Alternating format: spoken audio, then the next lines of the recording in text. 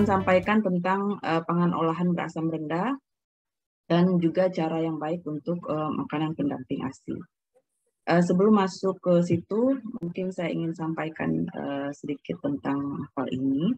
Jadi untuk mengawal kemarin yang sudah kita sepakati bersama ya, beberapa regulasi cemaran, bahan tambahan pangan, kategori pangan, yang harapannya itu aman sampai ke tangan konsumen. Nah, untuk bisa semua regulasi yang ada tadi, apakah kandungan gizinya dan sebagainya bisa memenuhi syarat, tentu perlu good practices atau cara-cara yang baik. Cara-cara yang baik ini banyak, mulai dari tentunya ini bukan ranah, tidak semuanya di ranahnya Badan POM. Mulai dari budidaya, good farming practices-nya, kemudian penanganan post-harvest-nya, penanganan pasca panen, seperti kemarin ya soal kemarin ada paparan tentang batas cemaran mikotoksin. Salah satu faktor adalah di good handling practices, apakah post-harvest-nya ditangani dengan baik. Kemudian pangan segar itu bisa langsung dikonsumsi atau juga nanti bisa digunakan sebagai bahan baku pangan. Nah, untuk ketika digunakan sebagai bahan baku pangan, memerlukan cara yang baik, cara produksi yang baik, supaya bisa dia memperoleh pangan olahan atau proses food yang memenuhi standar tadi keamanan, mutu, dan lain sebagainya. Semuanya perlu good practices. Nah, good practices atau cara-cara yang baik itu macam-macam ya, mulai tadi dari budidaya, good farming, good handling. Kalau udah masuk di ranahnya pangan olahan ada GMP atau good manufacturing practices. Nah, good manufacturing practices ini untuk pangan olahan pun bisa macam-macam. Bisa yang umum, yang kita sebut dengan CPPOB, cara produksi pangan olahan yang baik. Bisa juga khusus. Untuk cara produksi pangan olahan yang baik yang umum diatur dalam Permen Perin 75 yang tahun 2010. Dan untuk kali ini saya akan sampaikan beberapa cara produksi pangan olahan yang baik yang sifatnya khusus. Yang pertama untuk pangan olahan berasam rendah atau yang dikemas hermetis ya, atau yang biasa disebut dengan pangan steril komersial, dan juga untuk salah satu jenis dari kemarin yang dijelaskan oleh Bu Tiwi tentang PKGK, salah satunya MPASI. Jadi itu yang akan saya jelaskan. Walaupun nanti itu di tahap produksi ya, walaupun nanti ketika produk udah sampai di selesai diproduksi, masuk ke distribusi, nah nanti ini Pak Dasep ya yang akan menjelaskan bagaimana cara yang baik sampai di retail supaya di konsumen sampai aman di tangan konsumen. Jadi saya dan nanti saya akan fokus di good manufacturing practices untuk pangan seri komersial dan juga MPASI. Namun tentunya GMP umum mudah-mudahan sudah dipahami bersama ya, soal hygiene, sanitasi, personel, bangunan dan sebagainya. Mudah-mudahan sudah bisa, dan kurang lebihnya nanti akan diulang kembali GMP yang sifatnya umum. Mungkin itu sebagai pengantar, dan saya akan masuk kepada pangan olahan berasam rendah dan akan fokus nanti ke cara good practices-nya, cara yang baiknya. Untuk dasar hukum mungkin dari kemarin mudah-mudahan udah kata Bapak Ibu sekalian ya, udah diulang-ulang mulai dari hari Senin. Intinya Badan POM ada mandat untuk menetapkan standar untuk pangan risiko tinggi, dan juga termasuk tadi penetapan good practices-nya, cara-cara yang baiknya. Nah, untuk itu Badan POM menerbitkan peraturan Badan POM nomor 27 tahun 2021 tentang persyaratan pangan berasam rendah dikemas hermetis. Nah, bicara pangan berasam rendah dikemas hermetis, kita mungkin ada baiknya melihat dulu seperti ini ya, sifat atau karakteristik dari suatu pangan itu dikaitkan dengan potensi bahayanya. Kita lihat pertama dari kadar apa yang disebut dengan bukan kadar air ya, AW atau water activity atau aktivitas air, dan juga tingkat keasaman atau pH. Nah, kalau kita lihat di dalam kuadran ini, angka yang kita lihat adalah pH di titik 4,6 dan juga AW di 0,85. Ketika produknya pH-nya di bawah 4,6 dan AW-nya di bawah 0,85, itu potensi bahayanya rendah. Produknya relatif kering dan suasananya relatif asam. Mikroba tidak mudah tumbuh. Kemudian untuk yang kuning, itu kalau pH-nya di atas 4,6 atau AW-nya di atas 0,85, namun salah satunya masih di bawah. Yang kuning ini, misalnya yang kuning di kuadran sini, dia pH di atas 4,6, namun AW-nya masih di bawah 0,85. Dan juga untuk yang kiri, AW-nya di atas 0,85, tapi pH-nya masih di bawah 4,6, itu kita kategorikan sebagai tingkat risikonya sedang atau medium. Nah, ini biasanya pangan-pangan basah, tapi dia relatif pH-nya rendah atau asam. Kemudian juga kalau yang satunya pangan kering, tapi dia tidak asam, disebut juga dengan AW kontrol. Yang kita kontrol adalah AW-nya. Nah, sementara untuk di yang kuadran merah, itu pH-nya di atas 4,6 dan AW-nya di atas 0,85, masuk ke kategori risiko tinggi. Nah, ini beberapa contoh ya. Nanti kami di slide berikutnya akan kita jelaskan kenapa berisiko tinggi. Nah, ini beberapa contoh. Kalau misalnya untuk yang pangan berasam rendah, pH di atas 4,5, AW 0,85 itu seperti produk-produk yang protein tinggi ya, daging, ikan, susu, sayuran, mie basah, susu UHT, sosis, dan sebagainya. Sementara untuk yang pH-nya di bawah 4,5 seperti jeruk, mangga, minuman sari buah. Ada juga yang pangan diasamkan, ini contohnya asinan buah. Dan pangan kering seperti kedelai, beras, rempah, itu AW-nya sangat di bawah 0,85. Dan ada lagi juga pangan yang dikeringkan tadi yang dikontrol AW-nya. Misalnya produk pisang dibuat jadi keripik, tentu itu jadi masuknya jadi AW-nya kurang dari 0. Kenapa pangan berasam rendah ini berisiko tinggi? Nah, kalau pangan berasam rendah, kita menyebut pangan olahan berasam rendah itu kalau kita pH-nya di atas 4,6, AW-nya 0,85, kita sebut sebagai pangan olahan berasam rendah. Nah, kalau produk ini hendak dikemas hermetis, kemudian mau disimpan di suhu ruang, maka sahabatnya yang akan tumbuh di situ adalah Clostridium botulinum. Untuk itu dia harus melalui proses sterilisasi komersial. Makanya kemudian kita sebut sebagai pangan steril komersial. Sebelum saya lanjut, saya boleh bertanya dulu ya. Masih ada hadiahnya, Mbak Meli? Ya. Boleh diberi satu contoh pangan steril komersial. Boleh di-chat.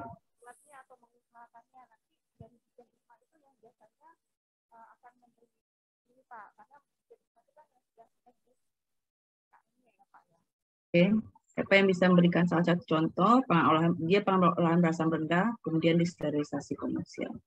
Boleh satu atau dua contoh, nanti ada hadiah dari.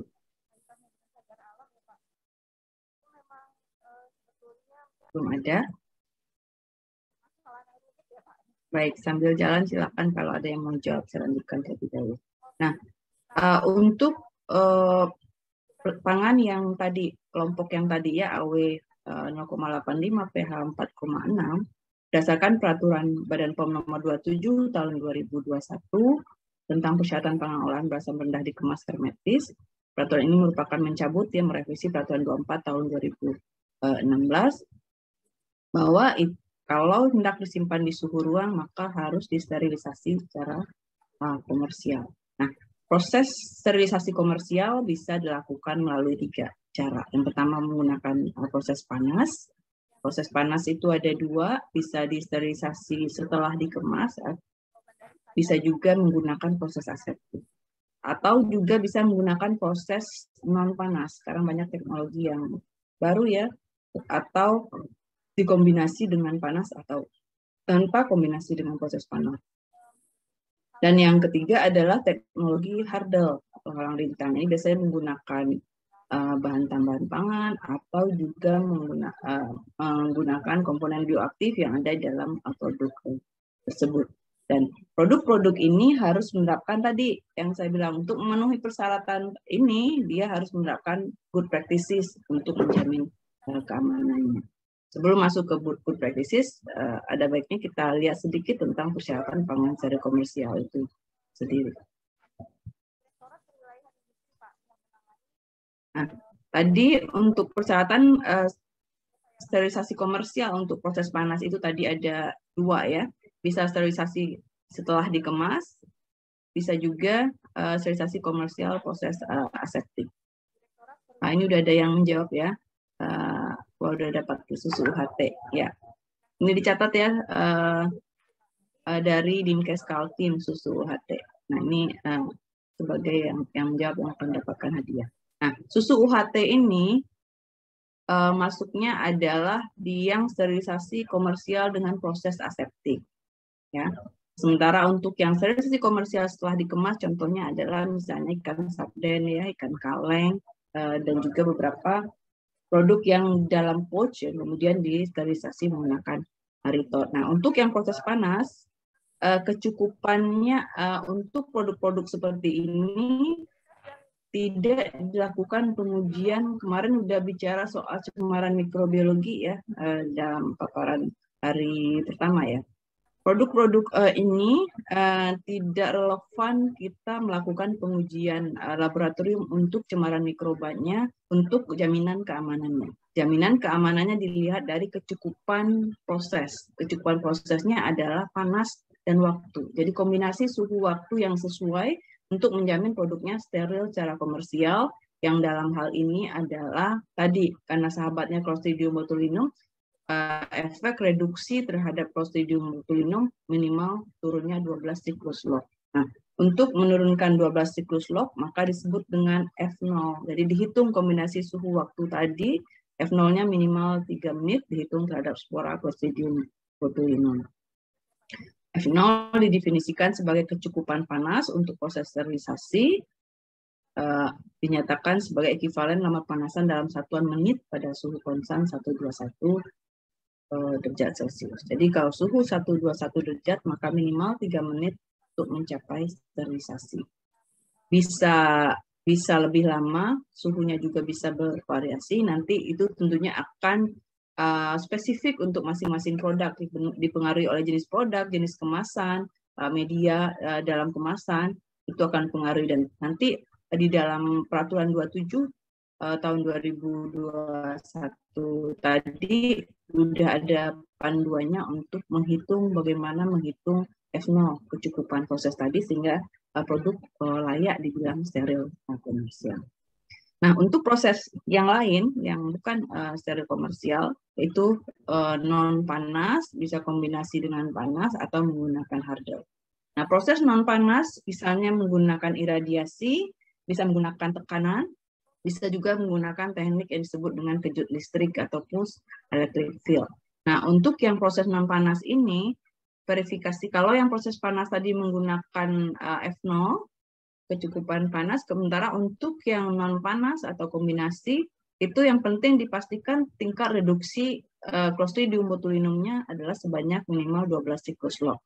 Dan ini ada metodenya disebut dengan validasi kecukupan proses. Jadi ekivalensi F0 tadi dengan proses ini akan perlu dilihat kasus per kasus. Dan metode yang lain untuk melakukan upaya sterilisasi komersial adalah teknologi hardel atau halang rintang dengan berbagai cara, misalnya pengawetan yang tujuannya misalnya untuk mengontrol suhu, menurunkan AW misalnya, atau mengontrol pH, juga melihat potensial redox atau kondisi atmosfer kemasan ya, kita lihat ininya O2-TR, laju transmisi oksigen, dan juga pengawet anti mikroba. Dan ini untuk yang menggunakan hardel ini dibuktikan dengan yang disebut dengan challenge test atau uji tantangan, yaitu untuk melihat inaktivasi atau penghambatan terhadap Clostridium botulinum. Jadi produknya inokulasi dengan Clostridium botulinum atau mikroba surogetnya, mikroba penggantinya yang sesuai, kemudian dilakukan uji tantangan apakah tumbuh atau dia inaktif atau dihambat pertumbuhannya dengan adanya hardel ini. Saat ini kita sedang melakukan pengujian karena banyak minuman teh dalam kemasan yang dalam bentuk cup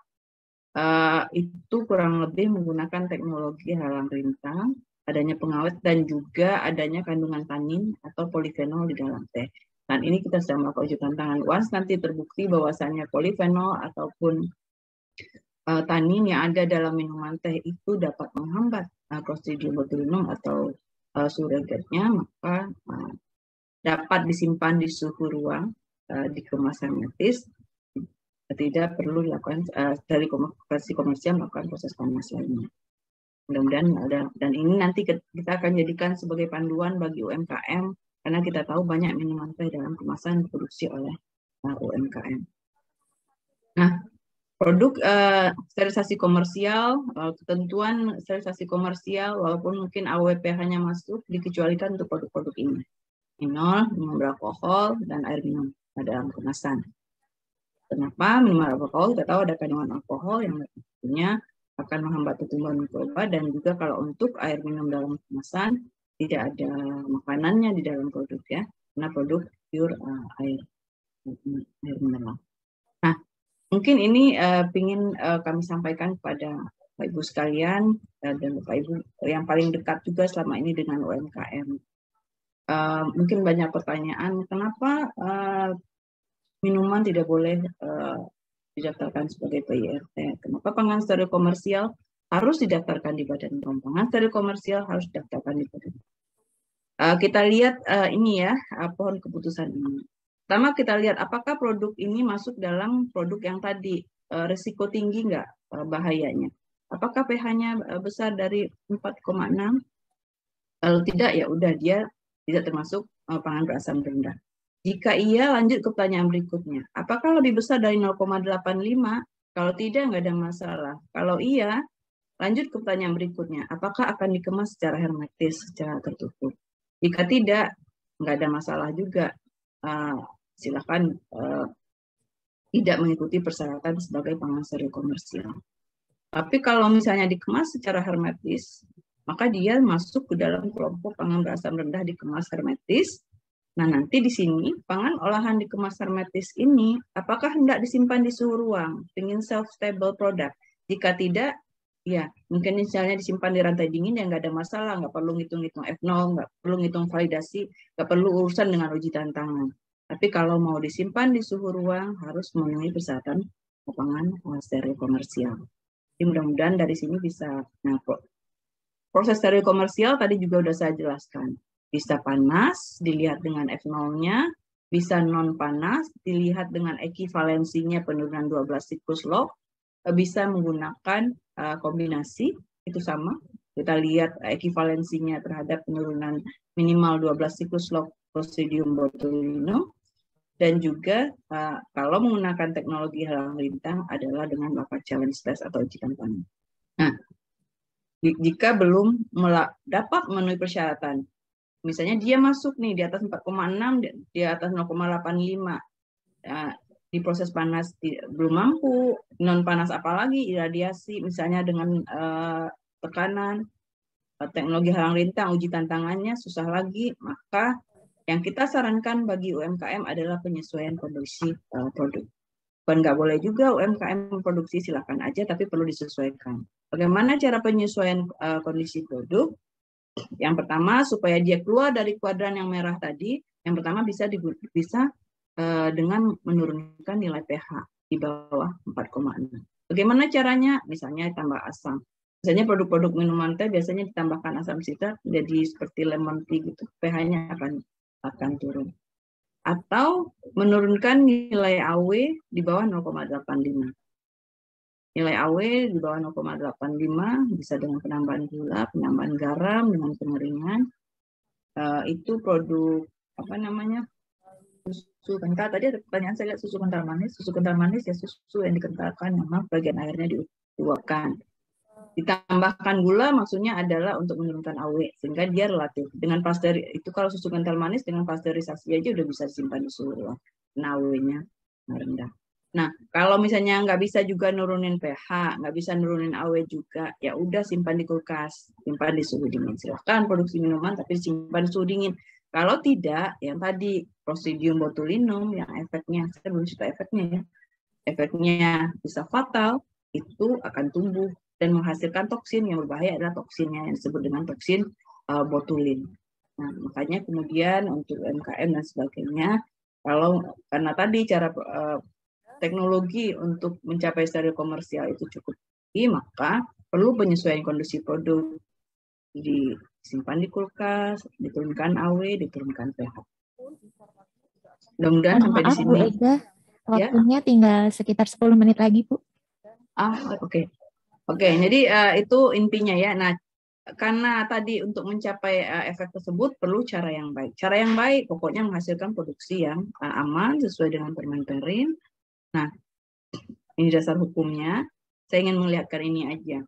Nah, untuk pangan steril komersial ada dua, untuk yang setelah dikemas atau yang aseptik. Nah, ini yang harus dipenuhi. Nah, alasannya kenapa ini diwajibkan didaftarkan di Badan POM? Sedemikian yang harus dipenuhi persyaratan hygiene, desain fasilitas, persyaratan pengolahan yang spesifik untuk mereka ada persyaratan pengolahan untuk dilihat berapa waktu pemanasan, kemudian juga menghitung F0, berapa holding time-nya. Nah, itu dihitung tersendiri. Itu untuk pangan steril komersial. Ini pedomannya, cakupannya. Saya nggak akan bacakan lagi, tapi bahan ini kita tulis lengkap supaya nanti bisa dibaca lebih lanjut. Ini kurang lebih fasilitasnya, rincian desain fasilitas sampai nanti produk dirilis. Perkembangan yang sangat signifikan dari kita jelaskan perkembangan apa saja yang ada di akun Signas tahap tahun 2022 ini. Jadi untuk yang praktek secara manual itu bisa kita lakukan sampai nanti produknya setelah memenuhi persyaratan cara yang baik tadi, dia dinyatakan steril komersial, dan tentunya persyaratan cemaran dan yang benda asing yang lain juga tetap harus dipenuhi. Nah, ini contoh-contoh produk ya, realisasi. Nah, kemudian cara produksi yang baik satunya ingin saya share adalah untuk makanan pendamping ASI. Kenapa? Kita tahu MPASI selain diproduksi oleh industri besar, juga banyak UMKM produksi makanan pendamping air susu. Beberapa peraturan, kemarin Mbak Tiwi sudah jelaskan, MPASI adalah salah satu PKGK ya, diperuntukkan bagi bayi umur 6 bulan sampai 2 tahun. Nah, ini yang kalau dikaitkan tadi dengan stunting, nah ini produk yang memang banyak urusan dengan stunting, maka kita bikin CPPOB tersendiri. MPASI yang diproduksi harus bermutu, karena MPASI itu diberikan di 1000 hari pertama kehidupan, di mana 1000 hari pertama kehidupan adalah suatu masa kritis, di mana kalau di 1000 hari pertama kehidupan ini benar konsumsi pangannya, asupan gizinya, selain hal lain ya, selain juga pola asuh dan sebagainya, maka dia bisa mencegah terjadinya stunting. Ada GMP khususnya, cara produksi yang baik, dan dia juga wajib menerapkan HACCP. Cakupannya sebenarnya kurang lebih sama. Bangunan fasilitas, prinsip pemenuhan gizi, bahan yang digunakan, dan cara pengolahan. Cuma mungkin ada hal yang spesifik untuk MPASI. Kalau bangunan fasilitas mungkin hampir sama, yang penting dia memenuhi persyaratan peralatan, bangunan, lingkungan, semuanya itu, higiene karyawan, semuanya memenuhi standar kebersihan.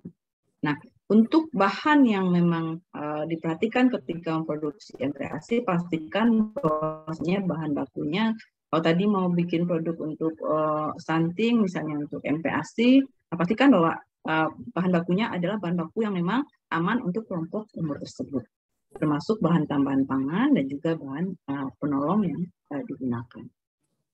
Nah, untuk memudahkan penerapan, kita menerbitkan pedoman implementasi ini yang intinya untuk pemenuhan persyaratan gizi untuk MPASI bisa tadi misalnya melihat ketersediaan bahan baku lokal, kandungan gizi, dan juga kebiasaan makan, praktek pemberian makanan bayi dan anak, dan juga memperhatikan aspek-aspek sosial. Hal itu dimungkinkan untuk mengembangkan MPASI berbahan dasar pangan lokal. Nah, selain mungkin ini hal biasa ya, penerimaan bahan, sortasi, penyimpanan, penyiapan bahan baku, pengemasan, sampai nanti produk akhir dan pengendalian proses. Tapi untuk hal penting yang perlu diperhatikan dalam MPASI adalah khususnya nanti saya akan fokus jika penerimaan bahan udah pastikan dia aman dari semua cemaran, pengendalian mutu juga seperti itu. Nah, untuk yang perlu diperhatikan adalah konsistensi, bahwasanya produk MPASI itu mempunyai konsistensi atau bentuk yang beragam. Bisa tekstur halus untuk yang 6 bulan sampai 8 bulan, 9 bulan sampai 1 tahun itu tekstur setengah kasar, dan 1 tahun ke atas itu tekstur makanan keluarga. Udah biasa dengan bentuk-bentuk bisa bubuk, biskuit, siap masak, siap konsumsi, atau bentuk lain. Nah, untuk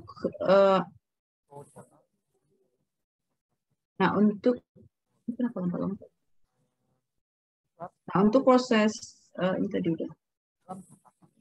Untuk pengemasan kemarin udah dijelaskan oleh siapa kemarin menjelaskan tentang kemasan, Sekar ya. Udah jelaskan, penting kemasannya masuk yang aman, kemudian labelnya di label sesuai dengan label yang telah dijelaskan juga. Kemudian yang perlu diperhatikan adalah dalam proses produksi, bahwasanya bahan baku yang digunakan adalah misalnya sumber karbohidrat, pastikan sumber karbohidrat yang digunakan adalah yang mudah dicerna. Misalnya ketika menggunakan pati yang sudah diglatinisasi, itu untuk produk MPASI. Dan juga kita tahu bahwasanya MPASI ini berbahan baku serealia. Nggak ada di slide. Mungkin.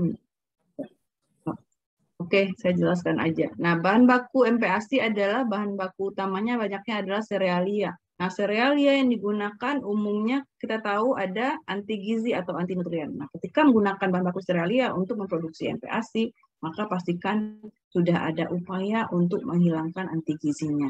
Bisa dengan pemanasan, bisa menggunakan enzim dan sebagainya.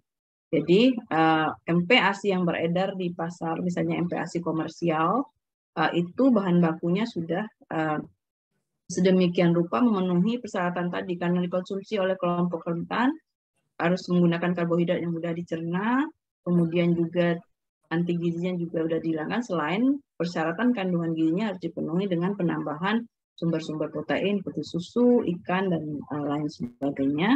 Dan tentunya setelah semuanya terpenuhi, di label sampai nanti produk disimpan dan ada pengendalian proses. Dan tentunya nanti sebelum produk sampai ke tangan konsumen di sarana distribusi juga perlu cara-cara penyimpanan yang baik. Walaupun diproduksi sedemikian baiknya, tapi ketika diproduksi disimpan di sarana distribusi, di retail, di pasar, di warung tidak disimpan dengan baik, nanti pada sesi berikutnya akan dijelaskan bagaimana cara menjamin itu. Mungkin itu dari saya terkait dengan cara yang baik. Pertama tentang pangan berasam rendah atau pangan secara komersial, dan juga tentang mungkin itu. Terima kasih. Mudah-mudahan nggak lewat waktunya ya Mbak Retno. Masih sisa sebetulnya Bu Ega. Masih sisa 3 menit lagi, mungkin kalau ada yang akan ditambahkan Bu. Udah sih, mungkin intinya itu ya, MPASI, GMP-nya sebenarnya sama dengan yang lain, tapi yang penting itu untuk pemilihan bahan baku untuk MPASI yang memang khusus tidak bisa sama dengan sumber karbohidrat, sumber protein, dan lain sebagainya, harus dipastikan aman untuk kelompok tersebut. Mungkin itu, ini seperti biasa, tetap lakukan 3M, dan jangan lupa selalu follow media sosial kami untuk update informasi seputar regulasi. Kembalikan pada Mbak Retno. Assalamualaikum warahmatullahi wabarakatuh. Waalaikumsalam.